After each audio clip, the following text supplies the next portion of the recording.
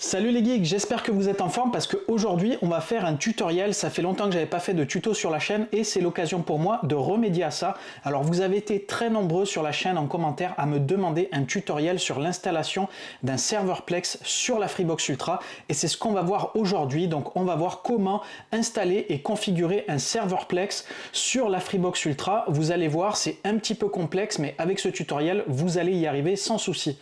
Alors pour ceux qui ne connaissent pas Plex, il s'agit tout simplement d'un logiciel ou d'une application très populaire, si ce n'est la plus populaire, pour gérer vos contenus multimédia chez vous. Vous allez pouvoir par exemple gérer vos films, vos séries TV et par exemple également vos musiques. Donc généralement c'est l'utilisation qu'on en fait principale, même s'il en a un petit peu plus. Alors ce logiciel étant très populaire, vous avez certainement déjà vu le logo soit sur votre Apple TV, votre Android TV ou même directement sur votre télé. Bref, ce logiciel il fonctionne sur un mode client-serveur. Donc en gros, vous allez avoir un serveur central qui va centraliser toutes vos données avec tous vos contenus, films, etc. Et il va ensuite pouvoir les diffuser sur le réseau.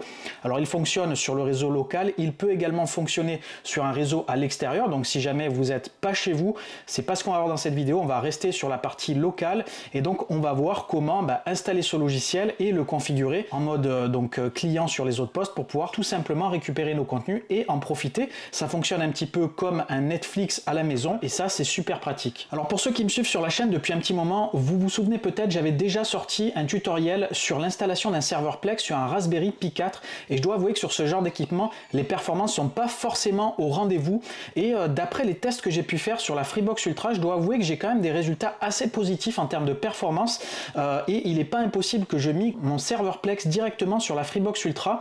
Alors ce qui est bien avec la Freebox Ultra, première chose, c'est que vous allez économiser un équipement. Pas besoin donc d'utiliser de l'électricité pour un Raspberry Pi 4 externe. Également, pas besoin d'avoir un équipement supplémentaire à gérer. Tout se gère directement depuis le Freebox Server. Et également, vous allez bénéficier du hardware qui est plutôt quand même satisfaisant au niveau de la fréquence du CPU et également au niveau du disque NVMe qui est quand même plus performant qu'une carte SD. Et ça, c'est quand même plutôt cool. Et également, autre point intéressant, c'est de bénéficier du réseau à 10 gigabits qui va vous permettre, si vous avez l'équipement qui suit, d'avoir également de la patate sur le flux qui passe et ça c'est quand même plutôt pas mal. Alors au niveau transcodage, moi généralement je le désactive, on verra un petit peu si le fait de l'activer ça met à genoux ou pas le CPU de la Freebox Ultra, donc ça sera également l'occasion de voir s'il y a un petit impact également sur les CPU restants en termes de température et en termes également de débit par exemple. Alors au programme de cette vidéo, on va commencer par faire le point sur la fonctionnalité NAS du Freebox Server puisque cette fonction elle est impérative pour pouvoir gérer la machine virtuelle qui va faire fonctionner le serveur Plex et éventuellement le stockage des fichiers multimédia que vous aurez à gérer, donc vos films, vos séries, etc.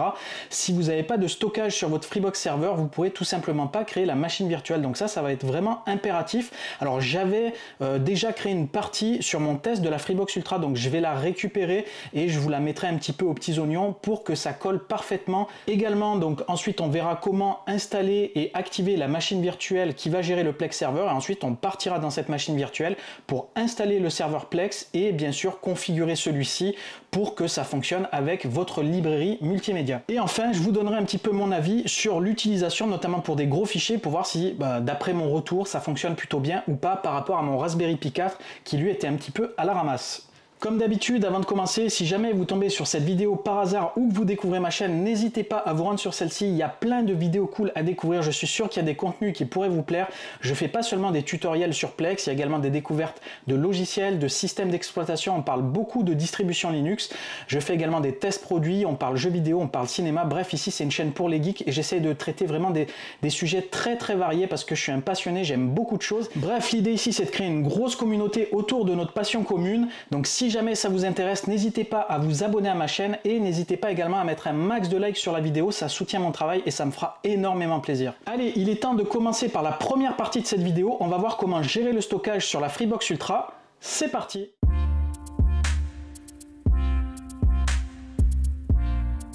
Alors pour commencer, on va déjà faire le point sur les capacités de stockage de la Freebox Ultra. Alors moi avant j'étais pas chez Free, mais visiblement la précédente Freebox, donc la Freebox Delta, était quand même bien mieux lotie en termes de capacité de stockage, notamment avec le fait qu'il y ait plus de ports.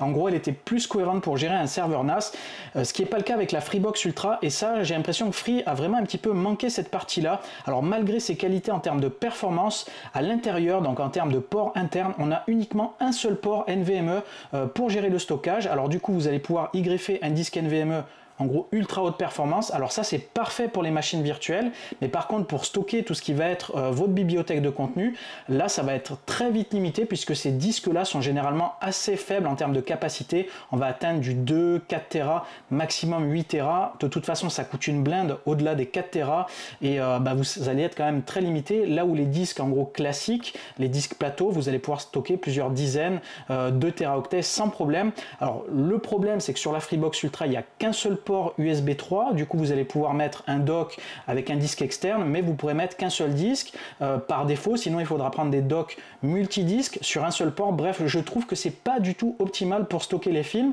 Il y a une autre alternative, donc moi c'est celle que j'ai déjà puisque je possédais ça avant de prendre la Freebox Ultra, c'est de passer par un NAS, mais du coup vous comprendrez qu'à la base le Freebox Delta proposait cette fonctionnalité là, et là avec la Freebox Ultra il faut prendre un équipement à côté, donc je trouve ça vraiment dommage. J'ai l'impression que sur cette partie là ils ont quand même un petit peu manqué des choses. Pourquoi ils ne proposent pas un truc par exemple qui se mettrait en dessous du Freebox Server, plug and play, ou directement vous le rattachez par exemple avec un câble Ethernet et qui gère directement la partie stockage, un truc qui soit tout je dirais pré-intégré avec la Freebox et qui permettent de gérer facilement son stockage depuis la Freebox Server sans se prendre la tête, sans avoir à prendre un équipement à côté, Synology, etc. Ça pourrait vraiment plaire au grand public, donc si jamais Free passe par là, hein, n'hésitez pas à vous inspirer de mes super idées. Bref, fini de rêver, du coup on va passer à la pratique et on va voir comment ajouter un disque NVMe sur la Freebox Ultra, et également on va voir comment ajouter un disque externe, donc configurer le stockage sur la Freebox Ultra également. Allez, c'est parti pour l'installation, let's go! Donc je ne sais pas si vous voyez, mais il y a une trappe ici, donc c'est ici qu'on va loger ce petit disque NVMe, donc il suffira de le connecter et ensuite de tout rebrancher et il devrait être détecté, on le formate et ensuite c'est parti pour le serveur NAS. Voilà, donc je ne sais pas si la prise de vue est idéale, mais en gros ça vous donnera un petit aperçu quand même. Donc ici, vous enlevez ça. Donc là ici vous avez un connecteur. Alors visiblement déjà premier point, il ne va pas gérer le RAID puisque tout simplement on peut mettre qu'un seul disque NVMe, donc ça c'est un petit peu dommage. Je pensais qu'il allait gérer deux disques NVMe, mais non, visiblement c'est qu'un seul, et sur un NAS c'est un petit peu dommage de ne pas avoir du RAID parce que s'il y a un disque qui tombe en panne, vous perdez toutes vos données. Donc il faudra penser à avoir un disque de backup, certainement par le port USB cette fois-ci. Donc là vous le mettez comme ça. Ensuite, vous avez juste à appuyer un petit peu, hop, vous mettez la languette ici, voilà, le disque est fixé, ça prend 2 secondes, c'est super facile.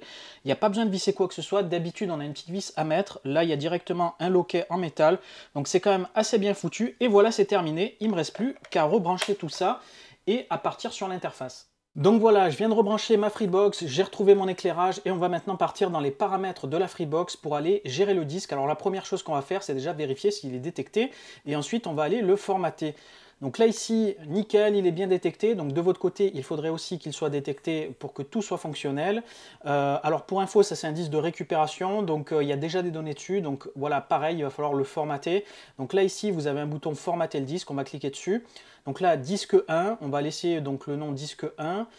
Connecté en permanence avec la Freebox, oui. On va mettre système de fichiers ext4, donc qui est le système de fichiers généralement utilisé sur Linux, et on va faire démarrer le formatage. On va faire oui. Attention, pensez bien à faire des sauvegardes si jamais vous avez des données dessus, puisque tout sera effacé. Donc ça, c'est vraiment très important. Hop, on fait formater. On le laisse travailler. Alors attention parce que le petit module disque là, la petite application, il y a des petits bugs, j'ai dû quand même quitter et remettre pour que ça fonctionne correctement. Donc si vous avez ce genre de soucis, n'hésitez pas à quitter et à remettre pour que ça fonctionne. Donc ensuite, si tout se passe bien, pas d'erreur, vous devriez retrouver votre partition ici ext4 qui se retrouve ici directement.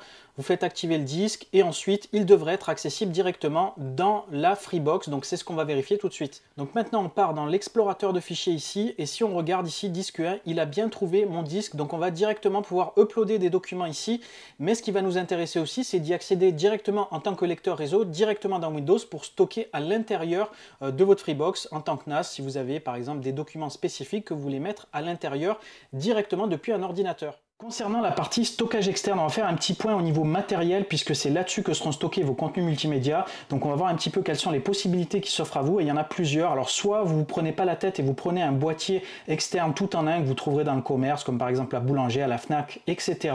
Donc ces boîtiers généralement ils sont de taille variable. Vous prenez la taille qui vous convient le mieux en termes de capacité de stockage, mais prenez bien un disque en USB 3.0 pour bénéficier du débit maximum que vous offre la Freebox Ultra. Autre solution, c'est de passer par ce genre de dock. Alors ce genre de dock permet tout simplement de glisser des disques internes au format 3,5 pouces directement comme une cassette à l'intérieur et ça va permettre d'utiliser cette capacité de stockage directement en USB puisqu'il permet de se connecter en USB directement sur le Freebox Server. Alors moi mon dock il possède un seul slot mais il existe des docks avec 2 ou 3 slots donc vous allez pouvoir connecter jusqu'à 2 ou 3 disques directement sur le Freebox Server. Alors je sais cette solution là elle n'est pas idéale mais malheureusement Free ne nous laisse pas bien le choix, il n'y a pas énormément de solutions donc soit on passe par un disque, on va dire externe, plug and play, soit on passe par ce genre de solution. Alors le désavantage de cette solution quand même, il faut le noter, premier point, les disques sont directement bruts, glissés dedans, il n'y a aucune protection, aucune insonorisation, donc du coup très fragile, faites attention aux vibrations et aux chocs et ensuite ça sera quand même relativement bruyant donc ça c'est quand même pas très pratique en termes d'utilisation. Également ici il faut une alimentation externe qui est fournie avec mais ça rajoute également au côté peu pratique de la chose mais dans tous les cas on n'aura pas beaucoup de solutions. C'est pour ça moi pour ma part que j'ai un NAS externe, un autre boîtier de disque dur qui est vraiment dédié à ça et qui est quand même beaucoup plus pratique, mieux insonorisé mais forcément ça a un coût. Bref, peu importe la solution de stockage que vous choisirez, l'important c'est de pouvoir la connecter au Freebox Server directement avec une prise USB. Moi pour ma part je vais utiliser mon dock et un disque dur que j'ai en RAB, comme ça on fera les tests pour cette vidéo. Bien sûr en temps normal j'utiliserai mon NAS, donc d'ailleurs si ce sujet là ça vous intéresse n'hésitez pas à me le dire en commentaire, je vous expliquerai comment faire. Allez, je pars installer tout ça et on se retrouve sur Freebox OS. Voilà, nous voilà sur mon ordi, donc vous ouvrez votre navigateur à nouveau, vous allez vous connecter sur Freebox OS et donc là on va aller dans les paramètres de la Freebox, on va aller dans les disques ici et si tout s'est bien passé, vous devriez retrouver le disque que vous avez connecté directement ici. Donc là j'ai bien mon disque NVMe qui est détecté et ici j'ai mon disque en USB, donc tout est bien détecté correctement, il le retrouve bien en USB. Donc moi pour ma part j'avais des données dessus qui sont pas forcément très sensibles, donc je vais le formater, comme ça on aura un disque totalement vierge et on sera sur un système de fichiers ext4. Je préfère avoir ce système de fichiers sur la Freebox Ultra puisque là ça doit être probablement du NTFS, donc le format de Windows. Donc là ici on va faire formater le disque, ok, connecter en Freebox en permanence à la Freebox, je vais le laisser en ext4 comme ça, ok.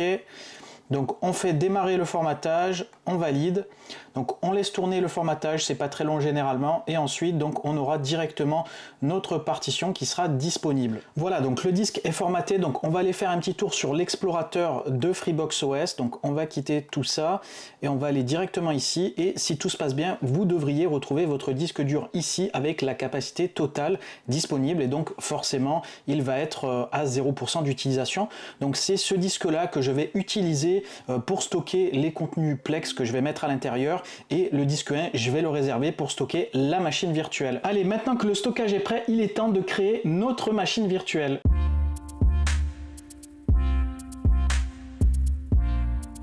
Alors maintenant, on va s'occuper de créer notre machine virtuelle. Alors pour ça, on sera encore sur Freebox OS. Et là, au niveau des applications, vous avez une icône qui s'appelle VM. Elle est comme ça sur fond marron. On va cliquer dessus. Et ici, donc, ça vous ouvre une fenêtre. On va cliquer sur Ajouter une VM. Et donc là, ici, il n'y a que quelques champs à remplir. C'est super facile. Donc là, au niveau du nom de la machine virtuelle, vous mettez ce que vous voulez. Moi, je vais l'appeler FreePlex. Ça me permettra de la retrouver facilement dans mon réseau puisque j'ai d'autres serveurs Plex.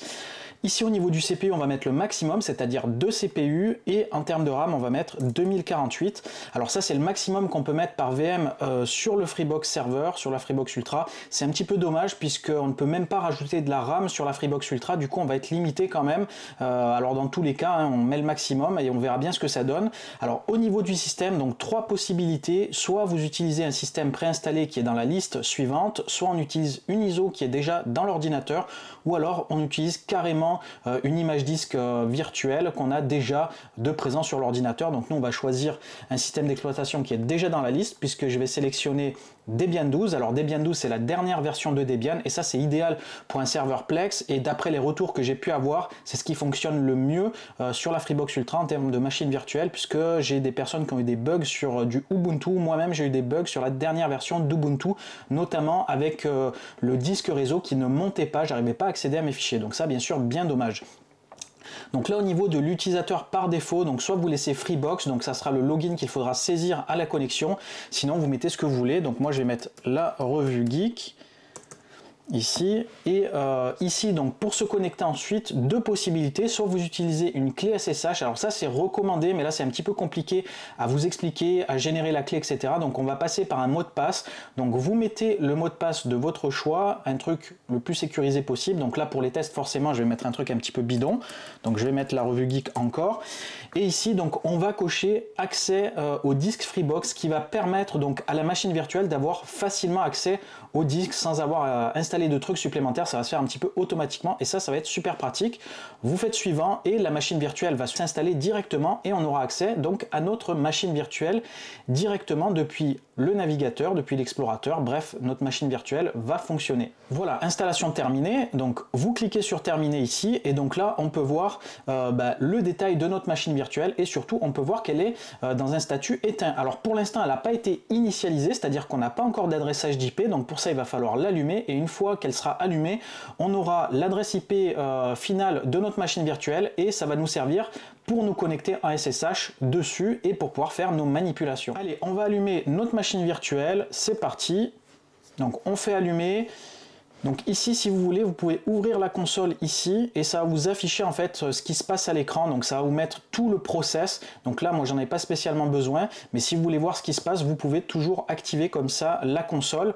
En gros, ça va vous afficher tout ce qui se passe en arrière-plan sur votre machine virtuelle. Donc là, on va la laisser tourner. Quand elle sera prête ici, on aura l'adresse IP qui va s'afficher et on pourra ensuite voir comment donc se connecter directement dessus. Voilà, donc la machine virtuelle est allumée. Donc là ici, l'adresse IP qui m'a été affectée, c'est la 192.168.1.181. Bien sûr, cette adresse IP, elle va varier pour vous, ça sera pas forcément la même. Donc il faudra bien noter cette adresse IP puisque c'est avec celle-ci qu'on va se connecter en SSH. Et c'est avec celle-ci qu'on va se connecter sur le navigateur pour accéder au serveur Plex et pour pouvoir faire par exemple toutes nos manipulations à l'intérieur. Donc gardez bien cette IP en mémoire. De toute façon, elle sera affichée ici dans la rubrique machine virtuelle. Alors je ne sais pas si c'est une adresse IP qui a vocation à changer au niveau de la Freebox, mais vous pouvez l'afficher de toute façon via les baux statiques directement dans les paramètres de la Freebox OS. Donc maintenant, on va aller voir comment se connecter en SSH dessus.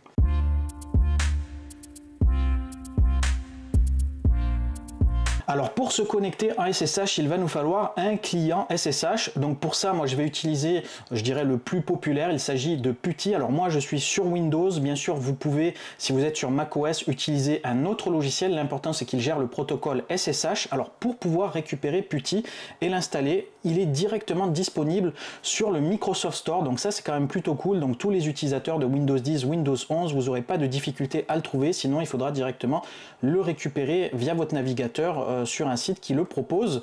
Alors là ici vous tapez PuTTY et vous prenez celui-là, vous prenez pas le unofficial, vous prenez le officiel ici. Donc vous cliquez dessus, ici vous faites obtenir. Donc moi il est déjà installé et une fois donc que vous l'avez installé, on va l'ouvrir et on va voir comment se connecter directement sur la machine virtuelle. Une fois donc que vous avez installé PuTTY, vous l'ouvrez et vous avez droit à une fenêtre comme ça. Alors il n'y a pas beaucoup de champs à remplir, vous allez voir, c'est pas très compliqué, vous voyez plein de trucs comme ça, mais on va vraiment remplir qu'une seule valeur ici, c'est l'adresse IP de notre petite VM ici. Donc on va faire un 192.168.1. Pour la mienne, ça va dépendre bien sûr pour la vôtre, c'est la 181 comme on l'a vu tout à l'heure. Donc je vais taper ici l'adresse IP de ma machine virtuelle et on va faire Open. Donc là déjà, bon signe, il y a une réponse et la réponse en gros me demande d'ajouter en gros mon empreinte à l'intérieur de la machine virtuelle. Je vais faire OK, hop, on va l'enregistrer. Et ici donc on a un prompt avec le login. Donc si vous vous souvenez, j'avais mis la revue geek ici et en mot de passe j'avais mis aussi la revue geek. pas de prise de tête, c'est facile. Donc voilà, on est bien à l'intérieur de notre machine virtuelle et pour voir si elle accède bien à Internet, on va faire un ping, par exemple google.com. Et ici, on peut voir qu'on a bien une réponse. Donc, on arrive à joindre tout simplement l'adresse IP de Google. Enfin, on arrive à joindre le domaine google.com. Donc, ça veut dire qu'on a bien accès à Internet et c'est tout ce qu'il nous faut. Alors, je suis désolé, mais avec Putty, la fenêtre est vachement petite. Donc, je vais essayer de vous l'agrandir. Comme ça, on y verra un petit peu mieux. Et sur la vidéo, j'essaierai de zoomer au maximum pour que vous y voyez également le mieux possible. Voilà, je pense que comme ça, c'est déjà pas mal. Et après, j'utiliserai directement la fonction zoom. Alors, la première chose maintenant qu'on va faire, c'est mettre à jour les paquets, puisque généralement quand on installe une application sur Debian ou sur Linux, on a l'habitude de mettre à jour les paquets, les librairies pour s'assurer que le système était à jour avant d'installer donc cette application. Donc là ici, pour mettre à jour les paquets, on va faire sudo apt-get update, on va faire entrée et ensuite on va faire la même chose mais on va faire apt-get upgrade.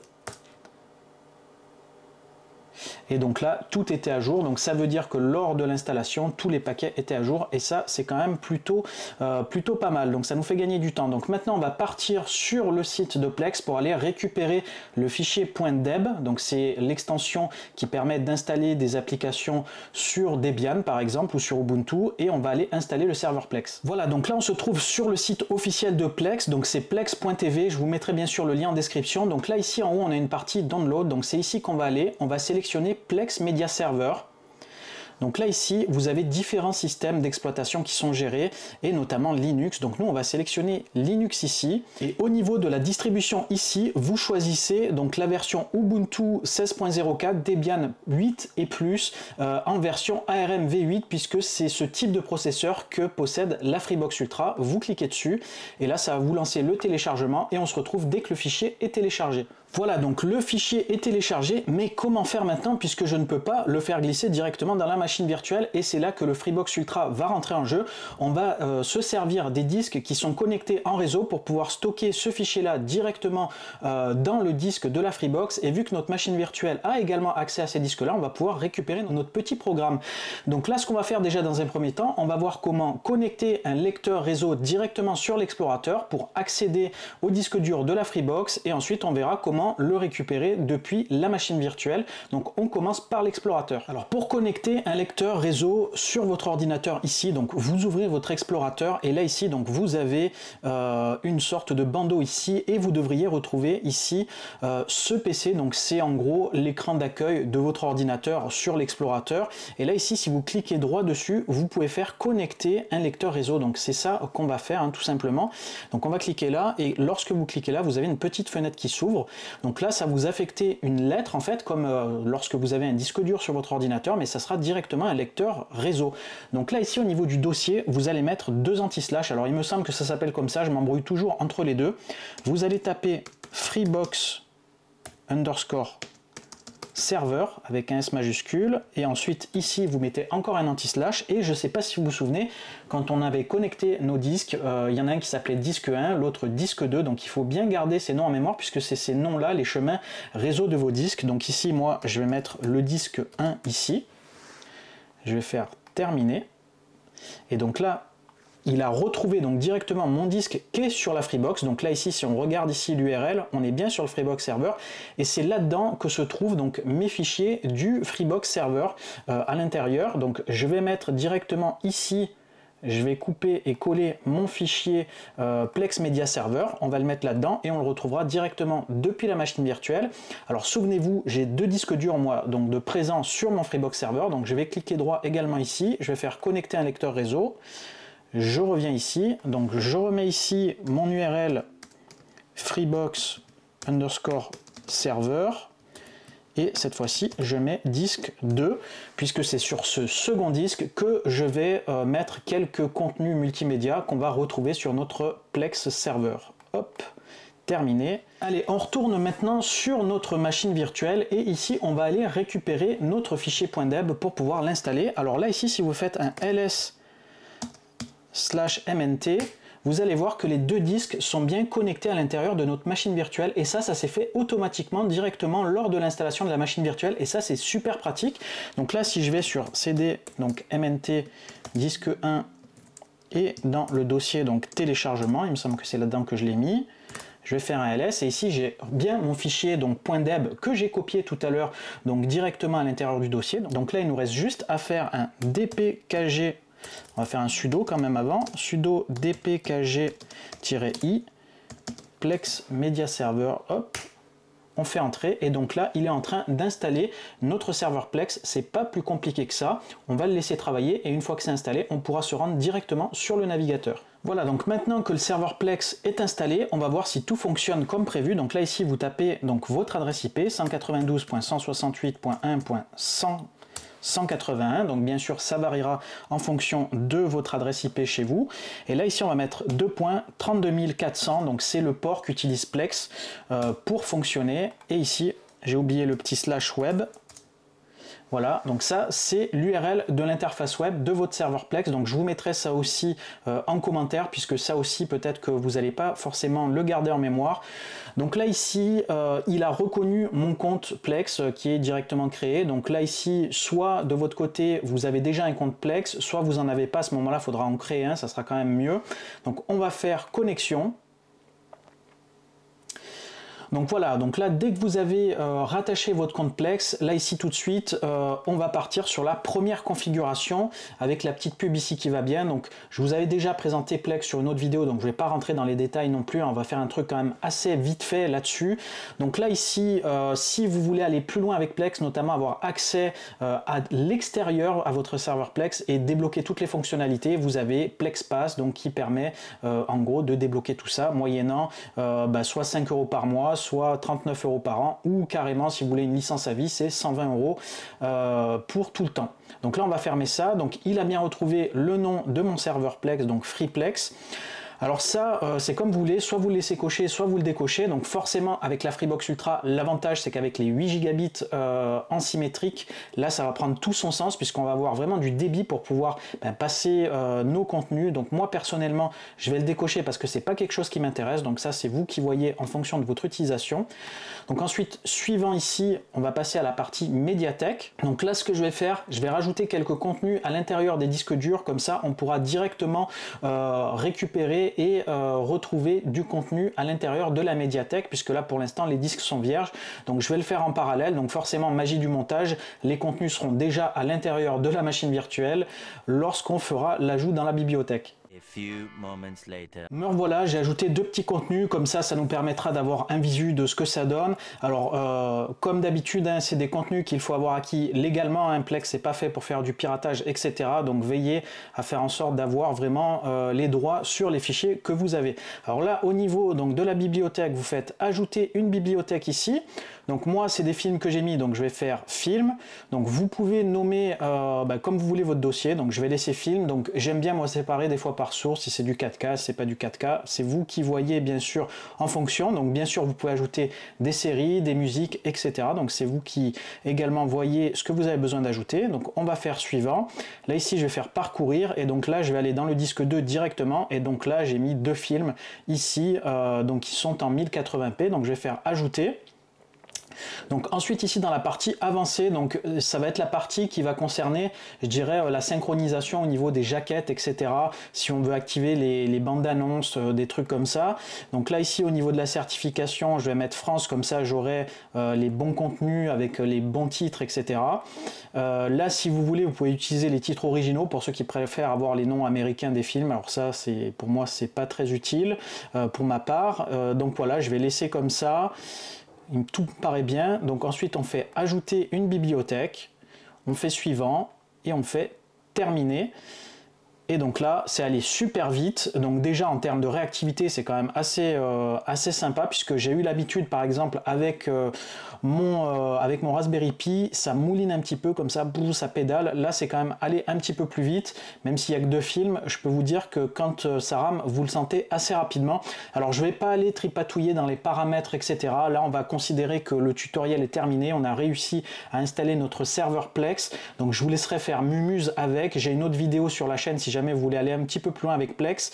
Là, ce que je vais faire, c'est tester un petit peu les différents types de contenus que j'ai et je vais vous donner donc mon avis en termes de performance sur le serveur Plex installé sur la Freebox Ultra et voir un petit peu si ça pêche un petit peu en termes de performance, en termes de ralentissement aussi côté Freebox. On verra un petit peu tout ça et ça vous donnera également des idées peut-être pour d'autres installations que vous pourriez faire sur le Freebox serveur, puisque vous pouvez faire de la domotique, vous pouvez faire peut-être des autres trucs avec des caméras IP ou autre. Bref, ça c'est justement toute la puissance de pouvoir créer des VM sur le Freebox Ultra.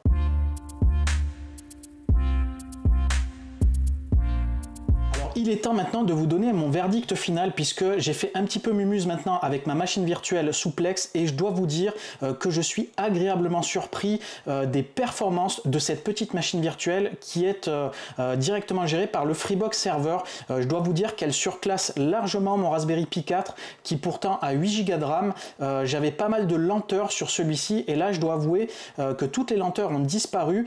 J'ai pu lancer 2 flux en 4K en simultané et ça n'a pas bronché d'un poil alors que d'habitude avec le Raspberry Pi 4 ça pédale dans la choucroute. Alors je pense que le processeur du Freebox Server doit quand même être plus performant que celui du Raspberry Pi 4 et également, et à mon avis c'est ce qui fait des merveilles, c'est le disque NVMe qui permet d'avoir vraiment de meilleures performances pour gérer le serveur Plex qui demande probablement pas mal de débit en lecture et peut-être même en écriture pour ce qui est du transcodage. Je sais pas exactement comment ça marche techniquement, mais en tout cas je peux vous dire que je valide totalement au point que je vais tout simplement mettre au rencard mon Raspberry Pi 4 pour mon serveur Plex et que je vais laisser ma VM avec mon serveur Plex à l'intérieur parce que ça fonctionne beaucoup mieux que ce que j'avais avant.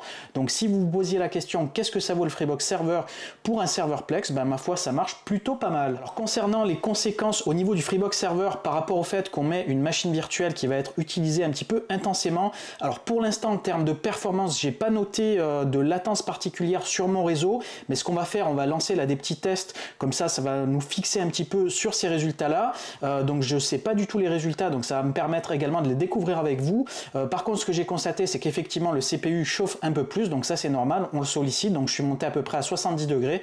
Ça reste à peu près je trouve correct et en plus le ventilo a priori ne s'était pas encore déclenché, donc a priori on était dans les seuils à peu près acceptables en termes de chauffe. Donc là maintenant ce qu'on va faire, on va partir sur l'ordinateur, je vais lancer des flux multiples et on va voir un petit peu la charge qu'il y a que ce soit sur le Freebox Server, également sur la machine virtuelle et on va faire un petit speed test en parallèle pour voir un petit peu si on est impacté en termes de débit et je pense qu'après on en aura fini pour cette petite vidéo. Voilà, donc on se retrouve à nouveau sur l'ordinateur. Donc je vous ai fait un petit préparatif pour exécuter notre petit test en live. Donc là en gros sur la partie droite, donc j'ai la VM ouverte avec le moniteur système, ce qui va nous permettre de suivre en temps réel les performances et la charge de la machine virtuelle.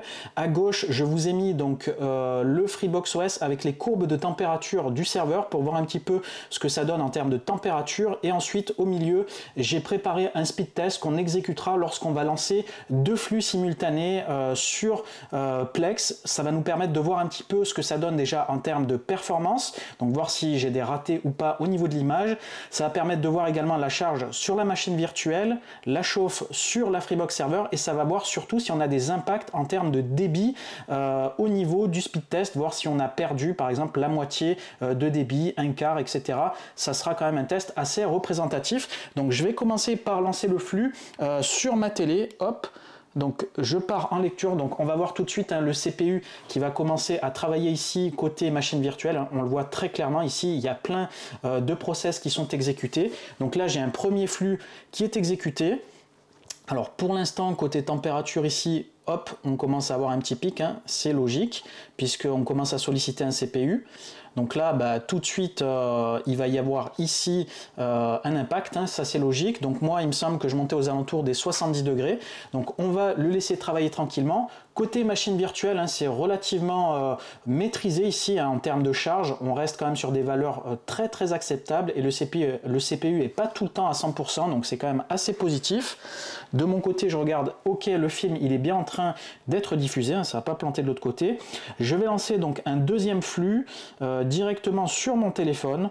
Donc comme ça donnera 2 flux simultanés. Hop, alors je sais pas si j'arriverai à le lire très longtemps parce que j'ai la version gratuite en gros de Plex et du coup j'ai pas forcément tout de débloqué. Alors hop, celui-là, ça va peut-être pas le faire. On va prendre ça. Hop. Tac. Voilà, donc là j'ai lancé un deuxième flux, cette fois-ci en 1080, parce que sur mon téléphone, je crois que Plex me bloque visiblement, puisque j'ai pas le pass Plex. Donc là, on voit tout de suite par contre la machine virtuelle qui commence à charger. Là, on est vraiment beaucoup plus gourmand en termes de ressources. Au niveau de la charge ici, hop, je vais baisser le son parce qu'en fait le truc il est en train de se lancer en arrière-plan. Là en termes de chauffe pour l'instant on est plutôt pas mal, on reste sur des valeurs assez acceptables. Donc je vais laisser tourner comme ça pendant quelques secondes, voir un petit peu ce que ça donne. Alors côté téléphone, pour l'instant j'ai pas l'air d'avoir de coupure particulière. Voilà, pas de symbole de chargement ou quoi que ce soit. Côté télé non plus, donc ça fonctionne plutôt bien. Donc écoutez, on va faire un petit speed test maintenant pour voir un petit peu ce que ça donne.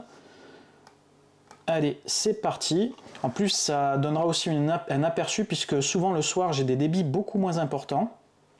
Et ça va nous donner une idée.